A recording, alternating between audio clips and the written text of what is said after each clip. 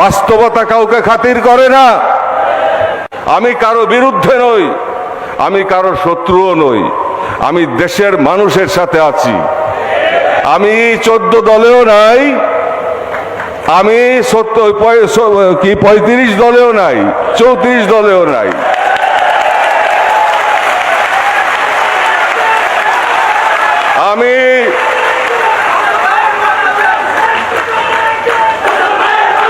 আমি আছি আমার জাকের পার্টির আদর্শ নিয়ে।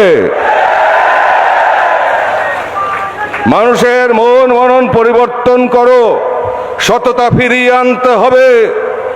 রাষ্ট্রীয় অর্থ সম্পদ লুট করা বন্ধ করতে হবে। দেশের মানুষকে বাঁচাতে হবে। 1% মানুষের হাতে সম্পদ কুক্ষিগত করতে দেওয়া হবে না। এদেশের সবাই ধনী হোক, এটা আমি চাই, কিন্তু যেই পথে এগুচ্ছে সেই পথে ভবিষ্যৎ যে অন্ধকার, এতে কোনো সন্দেহ নাই।